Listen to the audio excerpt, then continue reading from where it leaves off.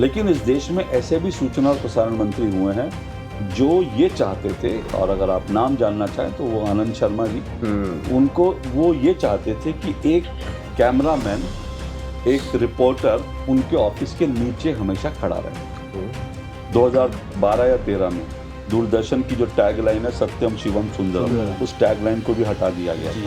मैं सिर्फ इतना कह सकता हूँ, जिस दिन ये बदलाव होगा उस दिन अशोक श्रीवास्तव दूरदर्शन में नहीं होगा, क्योंकि मैं घोषित रूप से अब उनका टारगेट हूँ। 70-75 पत्रकार प्रधानमंत्री के विमान में जाते थे, जिसमें कुछ टॉप के वो पत्रकार होते थे जो आज जो हैं कुंठित पड़े हुए हैं या जो आज सड़कों पर आ गए हैं, उसमें से वो प्रधानमंत्री के विमान में प्रधानमंत्री के साथ सफ़र करते थे, वो टॉप के पत्रकार होते थे। और ऐसे उर्दू के छोटे छोटे अखबारों के संपादक होते थे जिनका नाम भी आपने नहीं सुना होगा। तो इनके लिए परेशानी ये है कि यार ये हमसे आगे निकल गए यार, ये लोग यार, हम तो मठाधीश थे, हमसे आगे निकल गए, अर्नब गोस्वामी आगे निकल गया। राजदीप को मैंने जो कहा, मैं राजदीप को जब उनकी एंकरिंग थी, मैं उनका एंकरिंग का फैन था जब मैं अखबारों में काम करता था, और मुझे लगता था कि ऐसा ही एंकर होना चाहिए। और टेलीविज़न में जब मुझे आने का मौका लगा तो मुझे लगा हाँ, मैं राजदीप सरदेसाई जैसा एंकर बनूंगा। ये वो क्लिप कट हुआ है मोहम्मद जुबैर, उसकी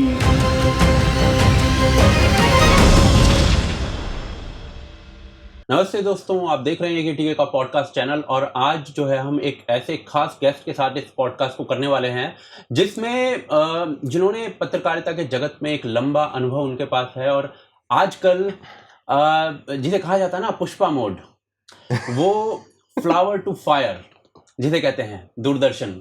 और हमारे साथ अशोक श्रीवास्तव जी हैं। अशोक जी नमस्ते, आपका स्वागत है। फर्स्ट ऑफ ऑल मैं इंट्रोड्यूस करा दूं इस चीज को। अशोक जी को तो हम सब जानते ही हैं, बट ये हमारा जो फॉर्मेट है, ये एक पॉडकास्ट का फॉर्मेट है जिसे हम मंथली कोशिश करेंगे और देश के ज्वलंत मुद्दों पर हम बात करने की इसमें कोशिश करेंगे। तो अशोक जी, फर्स्ट ऑफ ऑल तो स्वागत है आपका। Thank you. और मैं यहीं से स्टार्ट करना चाहता हूँ इस पूरे वार्तालाप को, क्योंकि आजकल जब हम डीडी को देखते हैं, एकदम जिसे कहते हैं ना वाइब्रेंट एक एग्रेशन दिखता है उसमें। और बहुत सारी क्लिप्स जो हैं आपकी, प्रखर जी की, आपकी बहुत वायरल हो रही हैं, जिसमें से मैं आपको एक दो तो याद दिलाना चाहूंगा। जैसे आपकी एक क्लिप वायरल हुई जिसमें राहुल गांधी जी जो संसद में पेपर लेकर दिखा रहे थे, भगवान शिव का, गुरु नानक जी का, इस तरीके से दिखा रहे थे। आप अचानक से आते हैं टीवी शो पर और दिखाने लगते हैं कि ये देखिए आपने यहाँ पर करप्शन किया है, आपने यहाँ पर घोटाला किया है, ये सारी चीजें दिखाते हैं। एक क्लिप फिर आपकी वायरल होती है जिसमें आप पूछते हैं कि भाई आप हिंदुत्व, इसका हिंदुत्व उसका हिंदुत्व क्यों करते हो, आप इसका इस्लाम उसका इस्लाम क्यों नहीं करते। ये एक मोड चेंज हमें कैसे दिखता है, क्योंकि जब हम अपने बचपन को याद करते हैं तो Doordarshan was like news reading. आज की डेट में इसको हम व्यूज कह सकते हैं, और अपने व्यूज को एक्सप्रेस करना, एक नैरेटिव को सेट करना। आप इसको किस तरीके से देख रहे हैं? देखिए, ये जो आप जो बदलाव की बात कर रहे हैं ना, ये बदलाव एकदम से नहीं आया है। ये बदलाव 2016 के बाद से आने लगा था, लेकिन लोगों को रजिस्टर अब हो रहा है, क्योंकि किसी भी चीज को बिल्ड करने में और बहुत सारी बातें 2016 से जब हमने बदलाव किया तो बहुत सारे लोग, जाहिर सी बात है, उनको लगता नहीं था कि दूरदर्शन पे ऐसे प्रोग्राम होते हैं, कुछ होते हैं। ये बदलाव 2016 में तब हुआ था जब दिल्ली में जेएनयू के अंदर नारे लगे थे, भारत तेरे टुकड़े होंगे इंशाअल्लाह इंशाअल्लाह। ये जो आप नैरेटिव की बात कर रहे हैं ना, उस दिन मुझे पहली बार एहसास हुआ कि ये जो लड़ाई है भारत को तोड़ने की, ये हमारे दरवाजे तक पहुंच गई है। मैं जहां बैठा हूं, हम लोग जहां बैठे हैं, यहाँ से 20 किलोमीटर पर अगर नारे लग रहे हैं भारत तेरे टुकड़े, और युवाओं के बीच नारे लग रहे हैं दिल्ली यूनिवर्सिटी के अंदर, जेएनयू में, दिल्ली की एक यूनिवर्सिटी में, तो मुझे लगा कि ये वैचारिक लड़ाई शुरू हो गई है। तो मैं इस मामले में उस वक्त जो हमारे आईएनबी मिनिस्टर थे अरुण जेटली जी थे, मैं जेटली जी के पास गया। मैंने अरुण जी से कहा, मैंने कहा सर ये बताइए, ये तो वॉर है, आप छोड़ दीजिए बाकी सब कुछ, लेकिन ये तो वॉर भारत को तोड़ने की वॉर है, ये कोई और वॉर नहीं है। क्या इसको लेकर के हमारी कोई भूमिका नहीं होनी चाहिए थी दूरदर्शन की? तो उन्होंने कहा क्या होनी चाहिए? तो मैंने बोला हमको इनको एक्सपोज करना चाहिए, हमको इनसे लड़ना चाहिए। देश के युवा हमको जो देख रहे हैं, हम उनको बताना चाहिए ये आइडियोलॉजी क्या है, ये लोग क्यों इस तरह के नारे लगा रहे हैं, इसके पीछे कौन सी सोच है। तो उन्होंने कहा क्या करना चाहते हो? तो मैंने कहा मैं दो टूक नाम से एक प्रोग्राम शुरू करना चाहता हूँ जिसमें हम इसको करेंगे। तो उन्होंने इतना भरोसा किया, उन्होंने कहा ठीक है करो। और 2016 में हमने शुरुआत की। हुआ क्या कि 2016 में, क्योंकि दूरदर्शन जो आप कह रहे हैं, क्योंकि दूरदर्शन का एक सेट पैटर्न है, एक Right. सेट तरह से देखा जाता है, तो उस वक्त इसको शुरू करने में भी बहुत दिक्कतें आई थी। बहुत सारे लोग यहाँ तैयार नहीं थे, बहुत सारे अधिकारियों को लगता था कि क्या दूरदर्शन को ऐसे करना चाहिए, नहीं करना चाहिए, लेकिन अल्टीमेटली जो है धीरे धीरे हम इसको शुरू करके हमने स्टैब्लिश करा। अब जो अब आप कह रहे हैं कि ये वाला जो मोड जो है, जो आप देख रहे हैं, देखिए क्या है कि एक तो विचारों की लड़ाई होती है, तो विचारों की लड़ाई में कोई दिक्कत नहीं है, लेकिन पिछले कुछ सालों से क्या हो रहा है, इस देश में दो चीजें हो रही हैं। एक तो झूठ बड़ी बेशर्मी से बोला जा रहा है। बिल्कुल जी। आप इतनी बेशर्मी से झूठ बोल रहे हैं जिसकी कोई इंतहा नहीं। और दूसरी चीज ये हो रही है कि हिंदुओं को बड़ी बेशर्मी से गाली दी जा रही है। अब ये दोनों ही चीजें मुझे लगता है एज ए जर्नलिस्ट, हम जर्नलिज्म किसके लिए कर रहे हैं, मतलब लोगों का अपना अपना हो सकता है कि कोई किसी लोग को लग सकता है कि मैं जर्नलिज्म इसलिए कर रहा हूँ क्योंकि मेरा नाम हो, किसी को लग सकता है मेरे पास पैसा है, कुछ लोग कहते हैं कि भाई हम जनता के लिए, देश के लिए कर रहे हैं, तो अलग अलग मत हो सकते हैं। मैं मानता हूँ मैं ये पत्रकारिता जो कर रहा हूँ मैं देश के लिए कर रहा हूँ और मेरी देश के प्रति कुछ जिम्मेदारी बनती है। तो जब मैंने देखा कि झूठ पर झूठ आ रहे हैं और उन झूठ को देश का मीडिया भी काउंटर नहीं कर रहा है, मतलब हैरानी ये होती है कि देश का इतना सशक्त मीडिया है और उस झूठ को काउंटर नहीं कर रहा मीडिया, तो मुझे लगा कि भाई अब जो है अब हिट करने का समय आ गया। दूसरी बात, कोई बड़े आराम से आता है हिंदुओं को गाली दे देता है। अगर मैं कह रहा हूं अगर मेरी पत्रकारिता आम जन के लिए है, तो इस देश का आम जन कौन है? इस देश का आम जन वो 80% हिंदू है ना। उसको रोज गालियां दे कोई, किसी को किसी की क्या हैसियत है, किसी की क्यों औकात है, और किसी की कैसे ऐसा दुस्साहस हो जाता है कि वो आए दिन हिंदुओं को गाली दे दे। तो मुझे लगा कि अब इससे टकराने का वक्त आ गया है। और टकराना भी कैसे? एक जर्नलिस्ट को टकराना क्या होता है? एक जर्नलिस्ट का टकराना होता है तथ्यों के साथ, फैक्ट्स के साथ। तो मुझे लगा वो फैक्ट्स जनता में लाने चाहिए। मैं वही फैक्ट्स जनता के बीच लाने की कोशिश कर रहा हूं। अब इसमें कई बार जो है बहुत अगर टकराव होता है ना, तो वो क्यों होता है उसका भी आपको रीजन बताता हूं।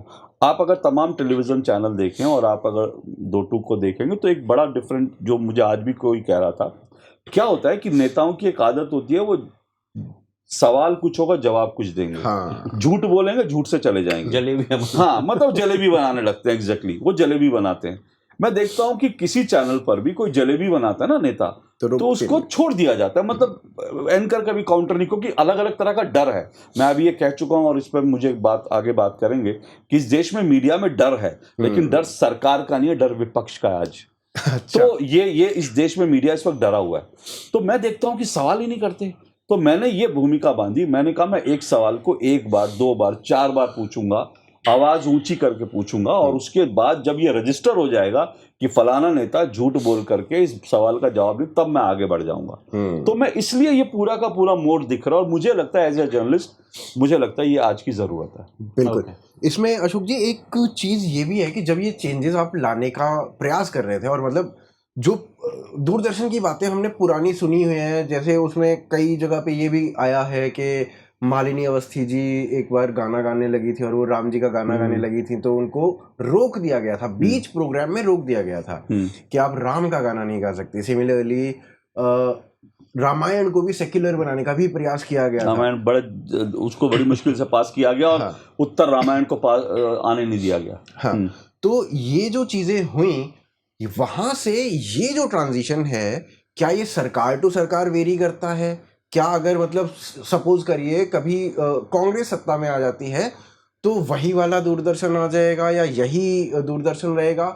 ये मतलब किस तरीके से या ये जर्नलिस्ट के ऊपर डिपेंड करता है? देखिए, एक तो चीज है कि ये इसमें कोई दो राय नहीं कि सरकार टू सरकार फर्क पड़ता है जी। दूरदर्शन अल्टीमेटली पब्लिक ब्रॉडकास्टर है, और सरकार टू सरकार से ज्यादा मैं कहता हूं कि मंत्री टू मंत्री फर्क पड़ता है। अच्छा। आपका एनबी मिनिस्टर कौन है और आपका प्रधानमंत्री कौन है, इन दो चीजों से बहुत फर्क पड़ता है। मैं ऐसा इसलिए कह रहा हूं क्योंकि मैं आपको याद दिलाऊं, दूरदर्शन को एक जमाना था जब इंदिरा जी प्रधानमंत्री थी, दूरदर्शन को इंदिरा दर्शन कहा जाता था, क्योंकि उस पर इंदिरा गांधी जी को इतना दिखाया जाता था। फिर जब राजीव गांधी आए तो राजीव दर्शन कहा गया, तो उस समय राजीव दर्शन कहा जाता था क्योंकि उनको बहुत दिखाया जाता था। जब दूरदर्शन में आया 2002 में, और उसके बाद जो है मैंने ये देखा, अगर आप पिछले 2016 से पहले अगर मैंने जो दूरदर्शन में काम किया, तो मैंने देखा कि जब मैंने कांग्रेस रिजीम में भी काम किया, जब एक ऐसी मंत्री थी जो खुले मन की थी विचारों को, मुझे नाम लेने भी कोई गुरेज नहीं, अंबिका सोनी जैसी मंत्री थी, तब मैंने देखा कि दूरदर्शन स्वायत्त था। अच्छा, मतलब कंपैरेटिवली कांग्रेस रिजीम में, मैं कांग्रेस रिजीम की बात कर रहा हूँ, अंबिका सोनी हस्तक्षेप नहीं करती थी। लेकिन इस देश में ऐसे भी सूचना और प्रसारण मंत्री हुए हैं जो ये चाहते थे, और अगर आप नाम जानना चाहें तो वो आनंद शर्मा जी, उनको वो ये चाहते थे कि एक कैमरामैन, एक रिपोर्टर उनके ऑफिस के नीचे हमेशा खड़ा रहे। मतलब इतना तक था कि उनका जब मन करे तो वो बुलाएं और उसके बाद वो बाइट दें, और उसके बाद इस तरह से उनकी बाइट चले। और ऐसा भी हुआ कि एक मंत्री ने जो है एक ही मंत्री ने अपनी जो बाइट चली उस बाइट को रिपीट करवाया, मतलब उसको दोबारा रीशूट करवाया। अच्छा, क्योंकि मंत्री जी को लगा कि मेरे बाल इसमें अच्छे नहीं आ रहे हैं, तो वो रीशूट हुआ। ठीक है ना, ऐसा भी दौर आया।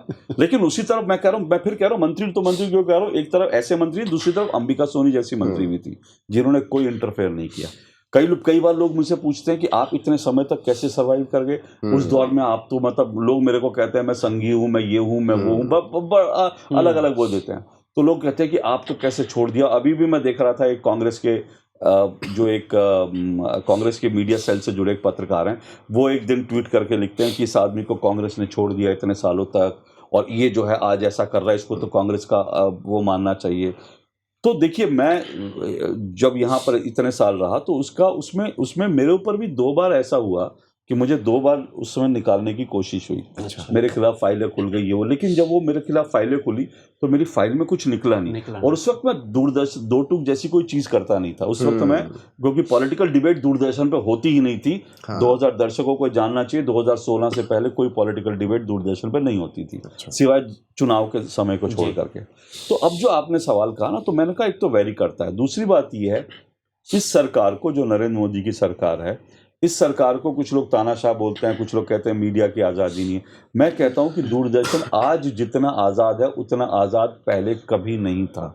अच्छा, आज अगर विपक्ष के लोगों को बुला करके दूरदर्शन के ऊपर ओपन डिबेट होती है, अगर विपक्ष के नेता यहाँ पर दूरदर्शन पर आकर सरकार को रोज़ जो है उसकी आलोचना करते हैं, आलोचना भी करते हैं, गाली भी देते हैं, प्रधानमंत्री नरेंद्र मोदी को तानाशाह भी बोलते हैं, प्रधानमंत्री नरेंद्र मोदी को जुमलेबाज भी बोलते हैं, उसके बावजूद वो अगले दिन फिर दूरदर्शन में आते हैं, तो इसका मतलब आज दूरदर्शन स्वतंत्र है। तो ये चीज़ समझने वाली है कि ये चीज़ें दूरदर्शन में होती रही हैं, लेकिन आज मैं मानता हूँ दूरदर्शन स्वतंत्र है। पर जो आपका अगला सवाल है, आपने जो एक और बात कही कि क्या दूरदर्शन बदल जाएगा, तो मैं आपको ये भी बता दूं, उससे पहले एक चीज़ और जोड़ दूं।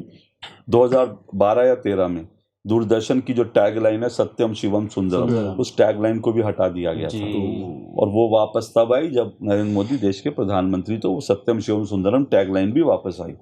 अब देखिए, आपने कहा कि अगर आएगी तो बदल जाएगी।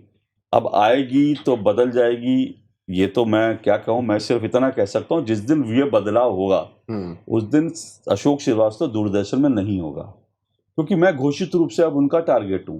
वो मैं घोषित रूप से, मुझे वो कहते हैं, वो हर चुनाव से पहले मुझे धमकी आती है कि तुमको सबसे पहले निकालेंगे, इसको निकालेंगे, तो मैं घोषित रूप से उनके टारगेट पर हूँ।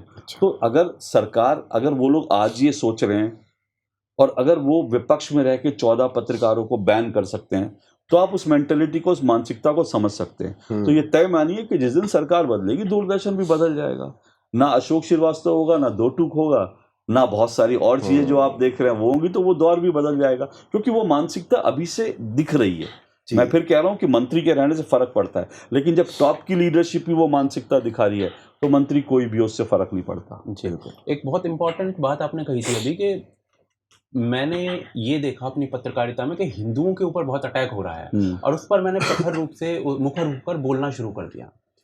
अभी आपने देखा कि किस प्रकार से तिरुपति के लड्डुओं में, जो प्रसाद के लड्डू थे, उनके अंदर बीफ का प्रयोग हो रहा है, राइट। और दूसरी तरफ हम ये देखते हैं कि इतना बड़ा प्रकरण हो गया, इतना बड़ा कांड हो गया, आपने एक भी आंदोलन, एक भी प्रोटेस्ट, सड़क रोकना, रेल रोकना, एक भी नहीं हुआ।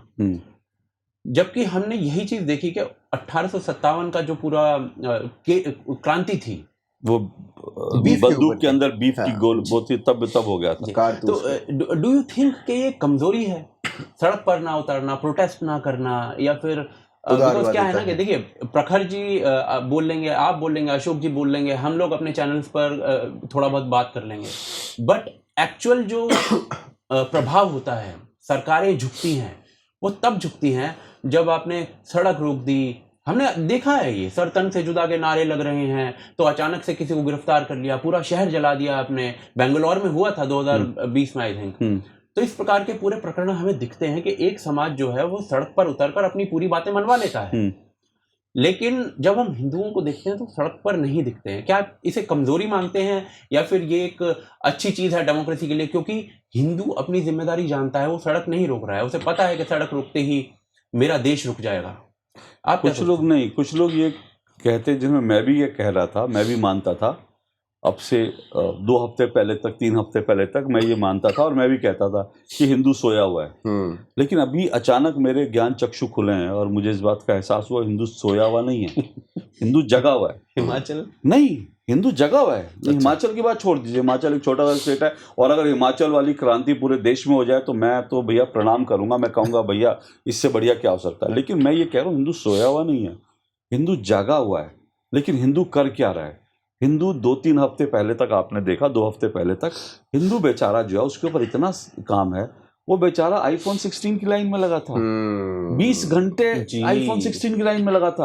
अब वो जैसी आईफोन 16 की लाइन से फ्री हुआ, जब उसको आईफोन मिल गया तो उसके बाद वो बांग्लादेश क्रिकेट मैच सीरीज देखने लगा, वहां उसको ताली बजानी थी। अब वो वहां से फ्री होगा तो वो कोल्ड प्ले की जो है टिकटों की लाइन में खड़ा होगा, कोल्ड प्ले की टिकट उसको मिल जाएगी, तो फिर उसके बाद कोई दिलजीत दोसांझ का कोई शो आ जाएगा, तो उसके लिए फिर उसके बाद कोई सलमान खान की फिल्म आ जाएगी। तो हिंदू बेचारा उसके ऊपर इतना बोझ है, वो कैसे देखे कि उसके धर्म पर हमला हो रहा है। उसको फुर्सत ही नहीं है बेचारे को, इतनी जिम्मेदारियां उसके ऊपर लाद दी गई हैं। तो ये दिक्कत है। लेकिन जो आपने कहा ना, ये दिखाता है, देखिए जब तक आप अपनी ताकत नहीं दिखाते हो, और ताकत दिखाने का मतलब ये नहीं है कि आपको सर तन से जुदा के नारे लगाने हैं, जब तक आप अपनी ताकत नहीं दिखाते हो तब तक आपको इसी तरह से ट्रीट किया जाएगा, आपको जूते के पैर के नीचे रख के ट्रीट किया जाएगा। और आज आपको जूते के पैर के नीचे रख के ट्रीट किया जा रहा है, और 2024 के चुनाव नतीजों के बाद किया जा रहा है। 2024 के चुनाव के नतीजों के बाद क्या हुआ? राहुल गांधी जी ने क्या कहा? उन्होंने कहा हिंदू हिंसक होता है संसद में खड़े होकर। क्यों कहा? उनको पता है कि हिंदू बढ़ चुका है, तभी 240 पे बीजेपी आके टिक गई मंदिर बनने के बावजूद, और तभी कांग्रेस 99 पहुंच गई। तो उनको लगता है। और फिर उसके बाद राहुल गांधी ने कहा कि जो फैजाबाद उन्होंने कहा अयोध्या में जो हार मिली है, उसने अयोध्या आंदोलन को हरा दिया। आप मतलब अयोध्या आंदोलन, जो मुझे लगता है इस देश का हिंदुओं का सबसे बड़ा आंदोलन है, राहुल गांधी इतने प्यार से बोलते हैं अयोध्या आंदोलन को हरा दिया। हिंदू चुपचाप, कोई रिएक्शन नहीं होता। ना हिंदू वोट से अपनी ताकत दिखा रहा है, ना हिंदू आंदोलन से दिखा रहा है, ना हिंदू अपनी प्रतिक्रियाओं से दिखा रहा है। इसलिए हिंदू इस वक्त पिट रहा है, जगह जगह पिट रहा है। मैं आज ही एक वीडियो देख रहा था और मैंने आज ट्वीट भी किया, सीलमपुर या कहीं का वो वीडियो इस बाजार का। उसमें एक लड़का है, मुश्किल से 18-19 साल का लड़का होगा, और टी शर्ट पहनी हुई है, लंबी सी टी शर्ट पहनी हुई है, और उसकी एक महिला के साथ बहस हो जाती है। और बहस होते हुए उसके बाद वो अपनी टी शर्ट उठाता है, उसके अंदर से चाकू निकालता है। इतना लंबा चाकू था जो गैर कानूनी होगा, जाहिर सी बात है, इतना लंबा, और उस महिला को मारने के लिए दौड़ता।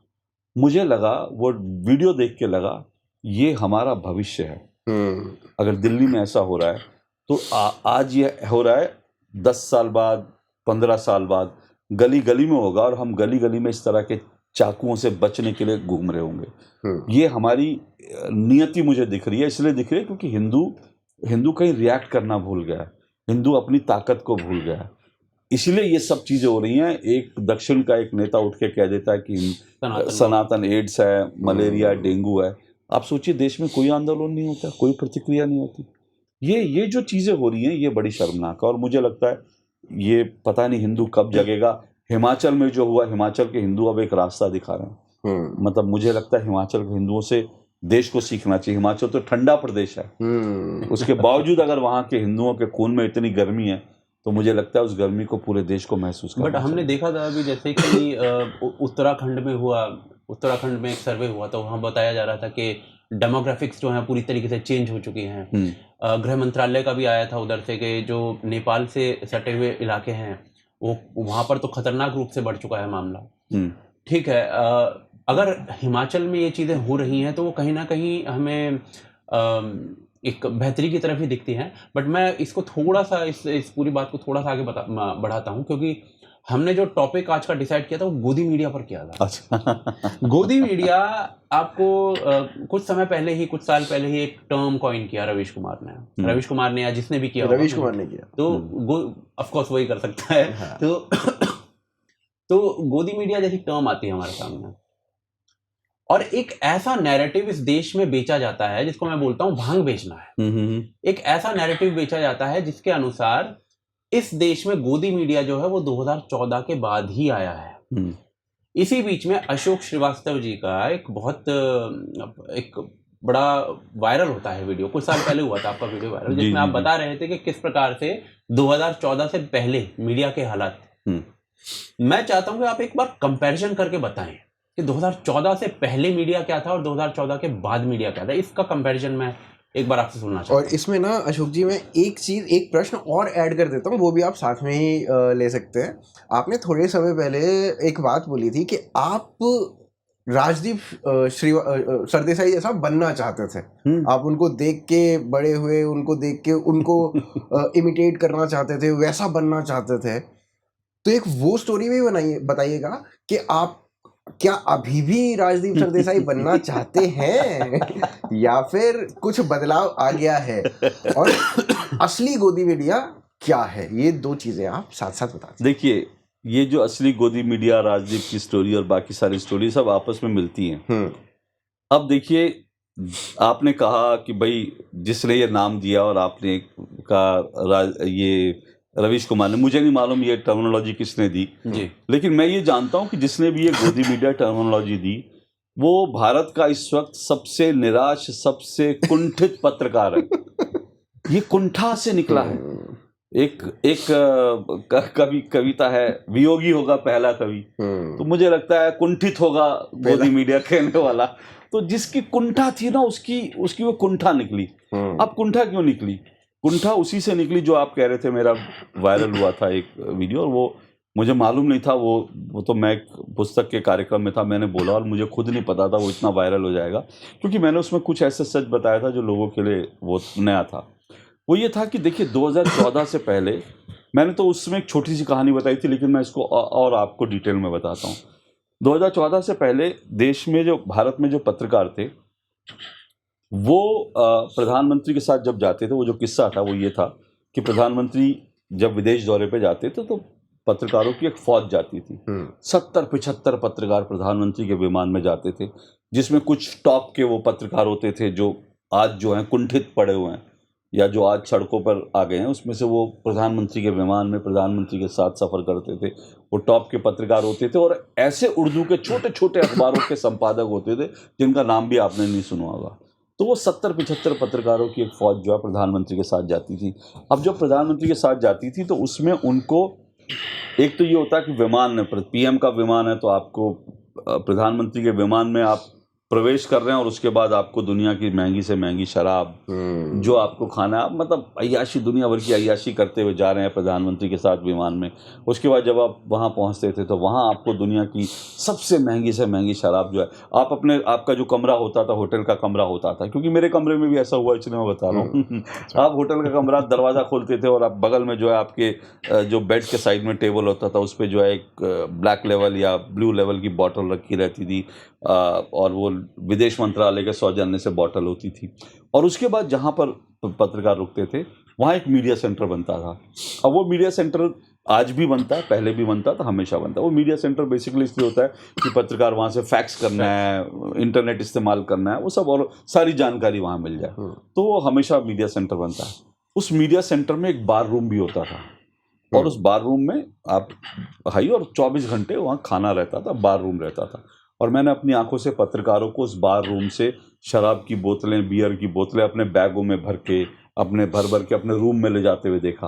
अब आपको रूम में भी मिल रही है, आपको बार में ही मिल रही है, तो आप ले जा किस, यानी आप वापस आओगे तो दोस्तों को भी गिफ्ट करोगे, तो आप अब वो पैसा किसका होता था? वो एक देश की आम जनता का Right, पैसा होता taxpayer था, का टैक्स पेयर का पैसा होता था।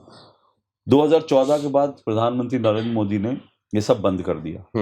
उन्होंने कहा कि जिसको रिपोर्टिंग करने जाना अपने खर्चे से जाए, प्रधानमंत्री के विमान में क्यों जाएगा? इसमें घूमने फिरने का भी खर्चा आता था। हाँ, घूमना फिरना भी होता था। हाँ, एक चीज और बताना, घूमना फिरना होता ये था कि जैसे ही कोई थोड़ा समय मिलता था तो विदेश मंत्रालय आपके लिए गाड़ियों का प्रबंध करता था, आपको जो सिटी की जो अच्छी जगह है वो घुमाता था, आपको शॉपिंग करनी है आपको शॉपिंग का, और एक दिन जो है उस सिटी के, जिस सिटी में जाते थे उस सिटी के सबसे महंगे रेस्टोरेंट में बढ़िया सी पार्टी होती थी। वो सब चीजें प्रधानमंत्री दौरे का इन्वेंट्री होती थी।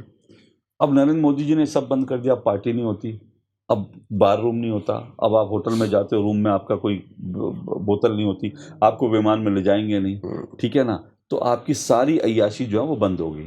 अब यह है कि सिंपल सा खाना होता है, उसमें भी नॉन वेज नहीं होता तो पहले तो नॉन वेज भी खूब होता था, उसमें भी नॉन वेज नहीं होता, और खाना भी अभी होना शुरू हुआ, मैंने 1-2 साल में देखा। उसके पहले जो है स्नैक्स होते थे आप खाना, लेकिन अब क्योंकि अगर पीएम का प्रोग्राम ऐसा होता है, उनका प्रधानमंत्री नरेंद्र मोदी के प्रोग्राम ऐसे होते हैं, सुबह 9 बजे 10 बजे शुरू होता है, रात में, तो ये जेन्युइन चीज़ थी, क्योंकि ये बात हमने भी फेस की कि हमको कई जगह खाना नहीं मिलता था। तो वो खाना मुझे लगता है वो इतना करना चाहिए, जब दिन भर आप कार्यक्रमों में लगे हुए रिपोर्टिंग करो उतना तो समझ में आता है, लेकिन दारू वारू सब बंद होगी। तो इसकी ये जो घटना है ये सिर्फ एक प्रतीक है जो आपको विजिबल है, दिख रहा है, पीछे बहुत कुछ और चीजें होती थी। जो इस देश का मीडिया को बहुत सारे जंकेट दिए जाते थे जी। जंकेट्स में क्या होता था, विदेश दौरे होते थे, मतलब आपको फैमिली के साथ भारत सरकार जो है किसी पत्रकार से खुश है, उसकी रिपोर्टिंग से खुश है, तो उसको परिवार के साथ विदेश दौरे दे दिया। अच्छा। उसको जो है मोबाइल फोन गिफ्ट कर दिए, लैपटॉप, ये जंकेट दिए। और ये मैं नहीं कह रहा हूँ, ये आप डॉक्टर संजय बारू जो प्रधानमंत्री मनमोहन सिंह के जो सलाहकार रहे, आप उनकी किताब में पढ़ सकते हो कि जंकेट जो है दिए जाते थे, वो सब जंकेट बंद हो गए। तो ये जो चीजें थी, तीसरी चीज क्या होती थी, इस देश के जो टॉप के जो मीडिया थे, जो पत्रकार थे, वो फोन करते थे और प्रधानमंत्री कार्यालय की घर उनके लिए खुला रहता था, वो फोन करके जाते थे। यहां तक कि देश के कुछ चुनिंदा पत्रकार देश की पॉलिसीज तय करते थे प्रधानमंत्री के सलाहकार के तौर पर। वो सलाहकार होते नहीं थे, पत्रकार होते वो एनडीटीवी के पत्रकार थे, लेकिन वो सलाहकार होते थे देश के प्रधानमंत्री के। अब नरेंद्र मोदी ने ये सब चीजें बंद कर दी। अब आप सोचिए कि कितने लोगों की दुकानें बंद हुई होंगी, क्योंकि ये जो आप देख रहे हैं कि अगर आप प्रधानमंत्री के विमान में जा रहे हो, अब जब विमान में जा रहे हो तो सिर्फ आप दारू नहीं पी रहे हो, प्रधानमंत्री का पूरा स्टाफ है, आपने ना जाने कितनी डील उस 10-12 घंटे के सफर में, ना जाने कितने खनन की जो डील थी, ना जाने कितनी जो बाकी जो डील थी, ट्रांसफर पोस्टिंग आपने रास्ते में करवा दिए होंगे। और यही वजह है, और जब आप प्रधानमंत्री कार्यालय में सीधा घुस सकते हैं, जब आप मंत्री तय कर सकते हैं कि सरकार का मंत्री कौन होगा, जब आप मंत्री तय कर सकते हो, तो सेक्रेटरी को तय करना और थानेदार को तय करना आपके लिए कितना आसान है। और बेसिकली हम लॉबिंग कहते हैं, वो एग्जैक्टली मैं वही कह रहा हूँ। और एक थानेदार को आप जानते हैं, एक थानेदार की पोस्टिंग के आप कर दो, आपको 20-25 लाख रुपए ऐसे मिल जाए। तो आप सोचिए कि इस देश के जो पत्रकार, जो चुनिंदा पत्रकार थे, जो टॉप के पत्रकार थे, और आप वही लोग हैं, उसी मीडिया संस्थान के लोग हैं जिस मीडिया संस्थान से गोदी मीडिया शब्द निकला।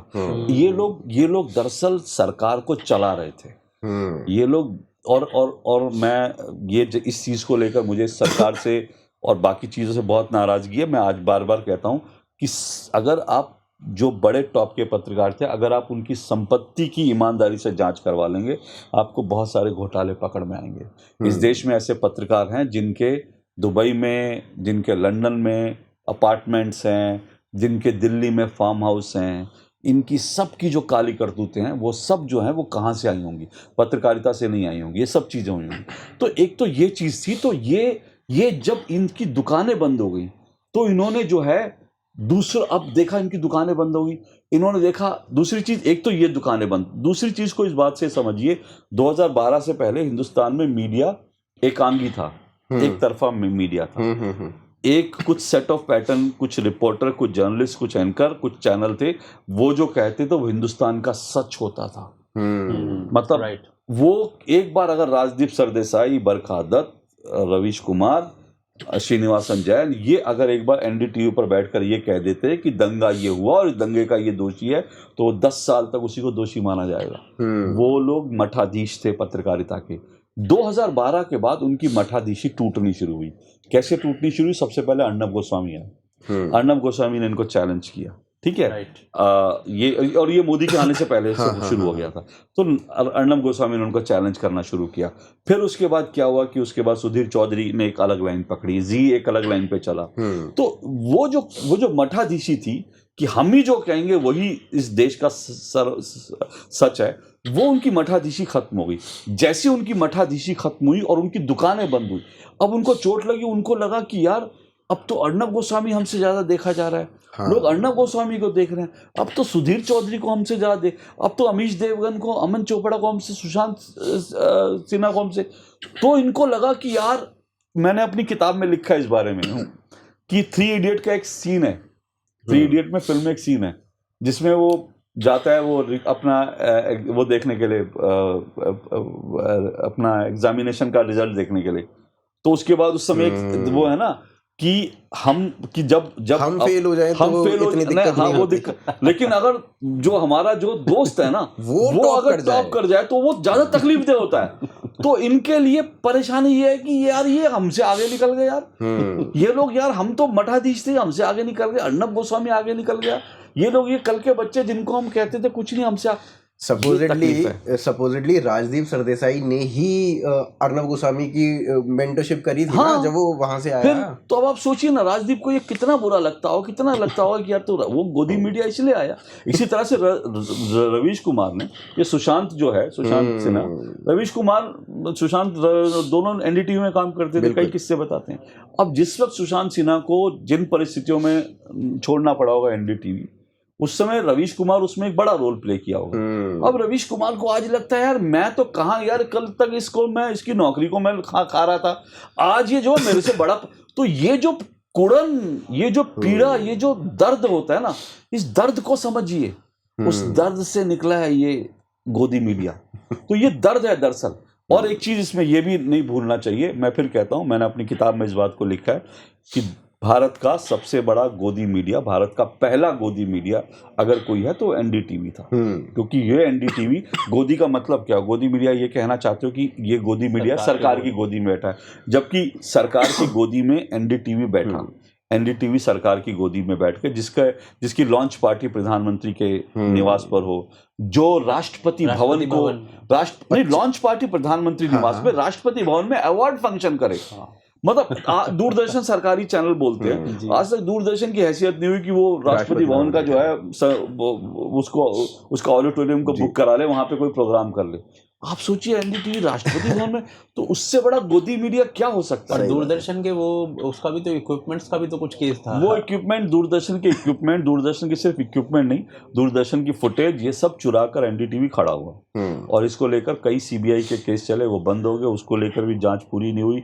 उसको लेकर जो है एनडीटीवी फाइल्स करके आप किताब पढ़िए, उसमें पूरा है किस तरह से उसमें सरकार को चूना लगाकर, भारत सरकार को चूना लगाकर, एनडीटीवी फ्रॉड्स 2 पार्ट है उसमें। हाँ, और जो है यहाँ के इक्विपमेंट्स बेचकर, यहाँ से सरकार से पैसे लूटकर, यहाँ की फुटेज बेच करके, आप महंगी फुटेज होती थी उस समय की, आर्काइव बेच करके, तो वो सब उसने करोड़ों कमाया।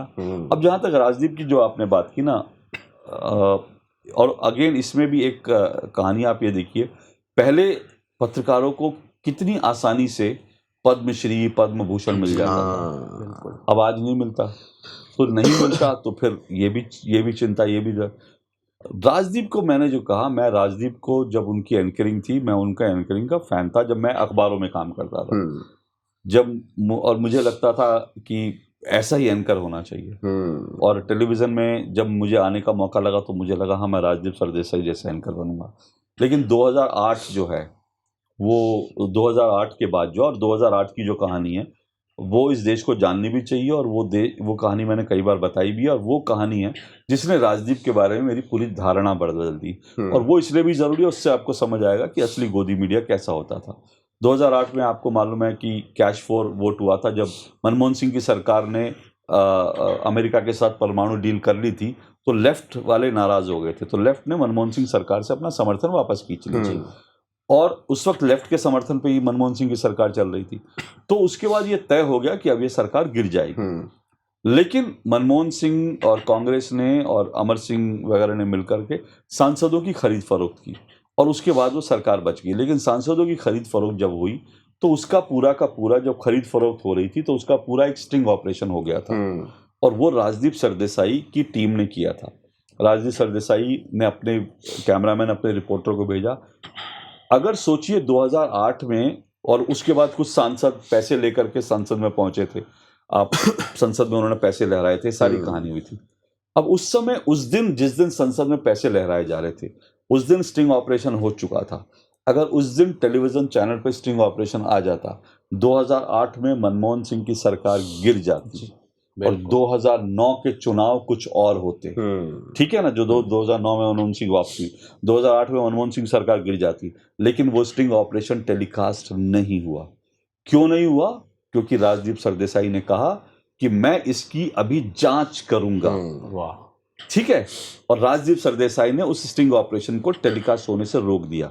अब आप सोचिए कि मैं चैनल का किसी एडिटर हूं, मैं अपने रिपोर्टर को कह रहा हूं तुम जाओ, मेरे कैमरामैन, मेरा रिपोर्टर जो मेरा एम्प्लॉई है, और मैं बहुत महत्वपूर्ण अपने एक असाइनमेंट पे भेज रहा हूं, तो मैं अपने भरोसे के आदमी को भेज रहा हूं, वो स्टिंग ऑपरेशन करके ला रहा है और मैं कह रहा हूं कि मैं जांच करवाऊंगा। मतलब आपने उस रिपोर्टर को, आपको ट्रस्ट नहीं है अपनी टीम पर, आपको अपने कैमरामैन पर ट्रस्ट नहीं है, आपने वो स्टिंग ऑपरेशन रोक दिया। स्टिंग ऑपरेशन रोक दिया, मनमोहन सिंह की सरकार बच गई और उसके कुछ महीने या एक आध साल बाद राजदीप सरदेसाई को पद्मश्री से सम्मानित किया जाता है। पद्मश्री, राजदीप सरदेसाई को पद्मश्री से सम्मानित किया जाता है। अब ये डील नहीं तो क्या है। और ये जो हुआ उसके बाद मुझे लगा कि यार, ये अगर इस तरह की पत्रकारिता करनी है कि आप खबर दबा लो, स्टिंग ऑपरेशन दबा लो और उसके बाद सरकार से पद्मश्री ले लो, तो मुझे लगा यार ये आदमी जो है भरोसे का नहीं है, गलत, ये आदमी पत्रकार नहीं है। और उस दिन के बाद से मैंने फिर सोचा कि नहीं, मुझे राजदीप सरदेसाई जैसा कभी नहीं बनना है। ईश्वर ना करे मुझे राजदीप सरदेसाई जैसा पत्रकार बनाए। अच्छा, इसमें अशोक जी एक अभी राडिया टेप की हल्की हल्की सी बात हुई। मतलब राडिया टेप का नाम नहीं लिया गया, बट आजकल के जो लोग हैं उनको राडिया टेप जैसी इतनी बड़ी चीज के बारे में पता ही नहीं है। तो अगर हम राडिया टेप के बारे में थोड़ा सा डिस्कस कर सकें, और वो गोदी मीडिया का सबसे अहम मुद्दा तो राडिया टेप भी है। बिल्कुल। इसमें एक और चीज भी, अभी आपने अपनी पुस्तक की बात की, इसका नाम है Narendra Modi versus Khan market, right? तो इसके बारे में भी आप थोड़ा बताइएगा कि ये, मतलब पुस्तक लिखना अपने आप में एक चैलेंज होता है, एक टास्क होता है, आपको अपनी रातें काली करनी पड़ती हैं और आंखों के नीचे काले घेरे आ जाते हैं, बहुत सारी चीजें होती हैं और लंबा प्रोसेस होता है, क्योंकि आपको एक शब्दों की लंबी श्रृंखला उसमें जोड़नी है। उसको इंटरेस्टिंग बनाना है तो एक स्टोरी की तरह उसको नैरेट करना होता है। बिल्कुल। तो उसको भी बताइए कि यही आपने मुद्दा क्यों चुना, इस पर क्यों पुस्तक लिखने की आवश्यकता पड़ी? वो मैं बताता हूँ, लेकिन उससे पहले जो मैं राडिया वाले पर आता हूँ और उससे जुड़ा एक और मामला है, मुझे लगता है वो भी देश को जानना चाहिए। नीरा राडिया टेप जो है जब सामने आई थी, फिर कह रहा हूँ अब वो भी एनडीटीवी से ही जुड़ता है, और मैं इसलिए मैं कह रहा हूँ मोदी मीडिया सबसे बड़ा एनडीटीवी देश। वो अब एक तरफ राजदीप एनडीटीवी में थे जो इस तरह की डील करने में माहिर है। हालांकि ये डील उन्होंने किसी और चैनल में की थी, लेकिन उन्होंने उसके पहले कितनी डील की होंगी वो आप समझ सकते हैं। एक तो उनकी पकड़ी गई ना, दूसरी तरफ उसी चैनल में टॉप पे जो है बरखा दत्त थी, और बरखा दत्त और वीर सांघवी जैसे बड़े पत्रकार जो हैं, उनके टेप्स आते हैं जिस टेप्स में वो एक करप्ट व्यक्ति को मनमोहन सिंह सरकार में मंत्री बनवाने की डील कर रहे थे, और वो उस व्यक्ति को मंत्री बना दिया उन्होंने। तो आप सोचिए कि उनकी पहुंच, उनकी ताकत क्या थी। बरखा दत्त जिसको चाहती थी उसको, मतलब वो आदमी करप्ट है और उसको मंत्री क्यों बनाना चाहते थे? क्योंकि कोयले की दलाली में सबको दलाली खानी थी, इसलिए उस व्यक्ति को मंत्री बनाना चाहते थे और बरखा दत्त ने उसको मंत्री बनवा दिया।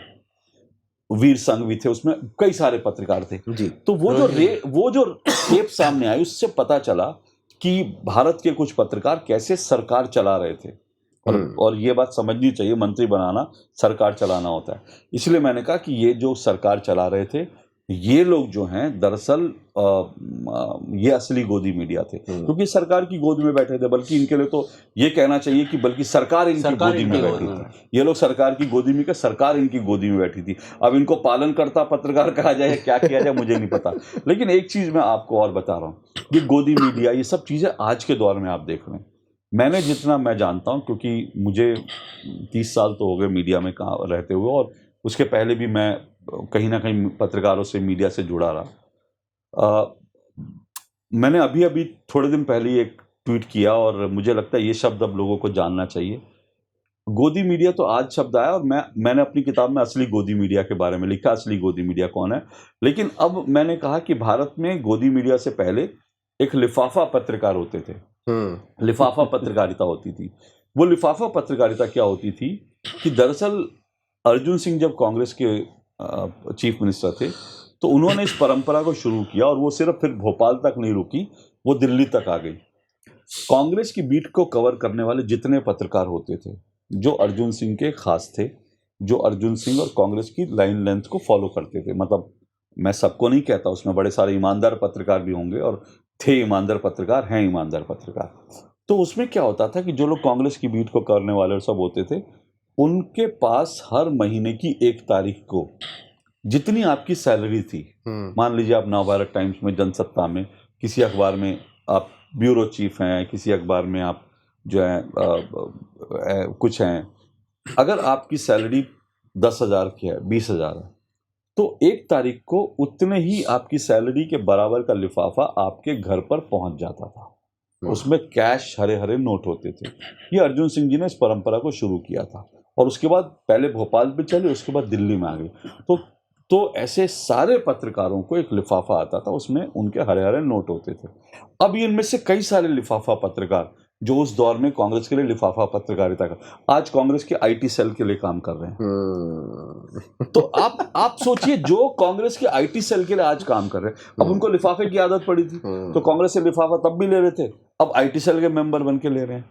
तो ये जो चीज है ना, ये देखिए आपको, अब आप समझिए कि जो व्यक्ति कांग्रेस से, आप समझिए 1980 में, 90 के दशक में, जो आदमी सैलरी उठा रहा है नवभारत टाइम्स से 10,000 रुपये, 15,000 रुपये, लेकिन 15,000 रुपये उसके पास कांग्रेस ऑफिस से आ रहे हैं, तो फिर वो कैसी पत्रकारिता करता होगा, आप अंदाजा लगा सकते हैं। वो कांग्रेस के खिलाफ क्या लिखता होगा, आप अंदाजा लगा सकते हैं। और इसलिए मैं आपको एक चीज और बता दूं, ये देश का एक और बड़ा फेक नैरेटिव है। ये लोग कहते हैं ना, आज एक फेक नैरेटिव लोग बनाने की कोशिश करते हैं कि अरे विपक्ष से सवाल पूछ रहे हो, सरकार तो सवाल तो सरकार से होना चाहिए। मुझे याद है जब मैंने पत्रकारिता शुरुआत की, बीजेपी एक छोटी सी पार्टी होती थी, 2 सांसदों की, उसके बाद 80 सांसद हो गए, लेकिन विपक्ष की पार्टी होती थी। तमाम अखबारों में उस समय बीजेपी के खिलाफ रिपोर्ट होती थी। बीजेपी के जो बड़े बड़े नेता थे, उनकी प्रेस कॉन्फ्रेंस में उनको रगड़ दिया जाता था।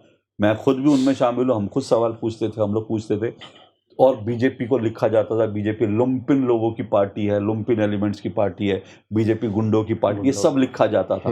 बीजेपी कम्युनल पार्टी है, तो फ्रिंज एलिमेंट वाली पार्टी है, सब लिखा जाता था, और बीजेपी से सवाल भी होते थे। तो ऐसा नहीं है कि सरकार से सवाल पूछने की ये नई परंपरा है, तब भी सरकार से कम सवाल पूछे जाते थे, विपक्ष से पूछे। अगर विपक्ष कुछ गलत कर रहा है तो सवाल पूछना चाहिए, तो बीजेपी से भी पूछे जाते थे, उसमें कोई हर्ज नहीं है। तो आज जो लोग उस वक्त विपक्ष से सरकार पूछते थे बीजेपी में, आज वो कह रहे हैं सरकार से सवाल क्यों पूछ रहे हो? तो आपका लिफाफा काम कर रहा था क्या? उस समय आपने बीजेपी से इसलिए सरकार सवाल पूछते थे क्योंकि लिफाफा था। अब तो आप कांग्रेस के घोषित आईटी सेल मेंबर हो, तो लिफाफा पत्रकारिता भी बहुत होती थी हिंदुस्तान में। ठीक है, एक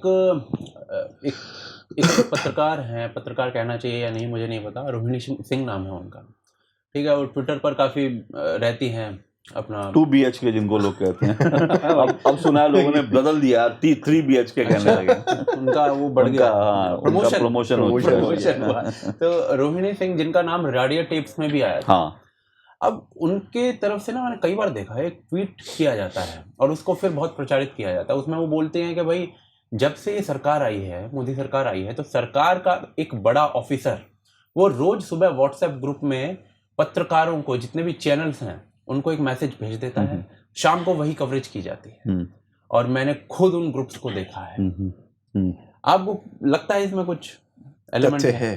पहली बात तो मुझे नहीं, मैंने तो ऐसी कोई वो देखी नहीं, बाकी मेरा मोबाइल फोन ये रहा क्योंकि मैं भी गोदी मीडिया में आता हूँ, तो मेरे मोबाइल फोन में आप देख सकते हैं कि कोई कौन सा ग्रुप है। मेरे पास तो ऐसा कोई मैसेज आया नहीं, और मुझे लगता है कि हमारे पास इतना दिमाग है, और जिन पत्रकारों को कहा जाता है उनके पास इतना दिमाग है, उनको पता है कि क्या विषय बनाना है। और एक बात और सोचिए ना, सरकार कभी तय नहीं कर सकती आप ये दिखाइए। एक बात समझ लीजिए, आप लोग भी इस बिजनेस में हैं, और मैं पत्रकार तो मैं देखिए सब, अब मैं आप भी पत्रकार, मैं सब यूट्यूबर्स को भी पत्रकार मानता हूँ। हमें किसी को पत्रकार कहना नहीं कहना, वो हम सर्टिफिकेट नहीं देने वाले। लेकिन मैं ये कह रहा हूँ कि आप इस बिजनेस में हैं। आज आप अगर मेरे से इंटरव्यू करने आए, तो ऐसा तो नहीं कि प्रधानमंत्री कार्यालय ने आपको बोला होगा, आपको लगा होगा कि ये आदमी बढ़िया बात कर रहा है, आज इस आदमी को लोग सुन रहे हैं जी। ठीक है। तो टीवी का, अखबार का यही नियम है। अगर मैं शाम को ऐसा प्रोग्राम करूंगा, या कोई भी चैनल जो ऐसा जिसको वो विषय उठाओ जिसको कोई देखेगा ही नहीं, तो वो 1 दिन हो सकता है, 2 दिन हो सकता है, 3 दिन, रोज नहीं हो सकता। तीसरे दिन बाद लोग कहेंगे भैया तुम्हारे मैसेज गए भाड़ में, मेरे चैनल की टीआरपी डाउन हो रही है, मैं कैसे। तो ये टीआरपी का गेम है, ये पूरा का पूरा व्यूअर्स को पकड़ने का गेम है। इसको कोई डिक्टेट नहीं कर सकता, इसको सिर्फ और सिर्फ दर्शक डिक्टेट कर सकते हैं, व्यूअर्स डिक्टेट कर सकते हैं, जनता देश की डिक्टेट कर सकती है। और किसी को, चाहे वो देश का प्रधानमंत्री हो, वो डिक्टेट नहीं कर सकता कि ये चलाओ।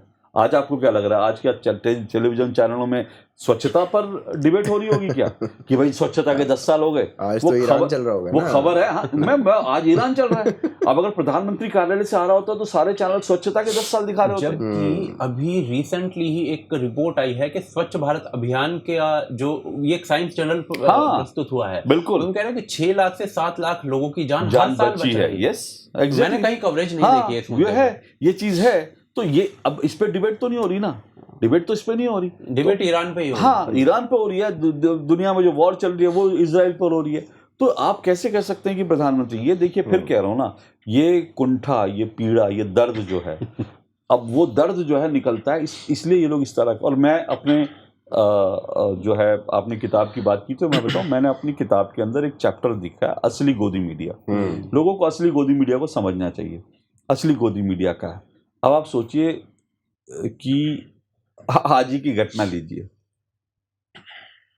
रवीश कुमार जी का एक छोटा सा क्लिप वायरल हुआ। हाँ, अब वो गधा वाला गधा वाला है, गधा वाला है, मुझे नहीं मालूम है। तो मतलब आप सोचिए, वो क्रांतिकारी पत्रकार जो है, राहुल गांधी की रैली में गधा जो है वो बढ़िया तरीके से घुमाया जा रहा है।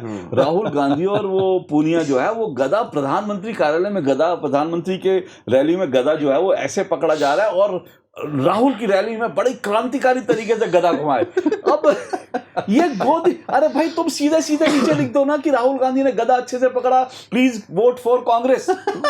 इतना ही तो लिखना रह गया। इसके बाद जब आप राहुल गांधी के गदा उठाने की कला से अभिभूत हो गए कि राहुल गांधी ने कैसे, और एकदम चरणों में बिछ गए, तो भाई नीचे एक लाइन और लिख दो, प्लीज वोट फॉर कांग्रेस। कि क्या है ये असली गोदी मीडिया। और ये अकेला नहीं है, ये अकेला नहीं है। आप अगर रवीश कुमार का चैनल आप देखेंगे, और मैंने अपनी किताब में जो असली गोदी मीडिया, उसमें मैंने उनके 3-4 स्क्रीनशॉट लगाए हैं।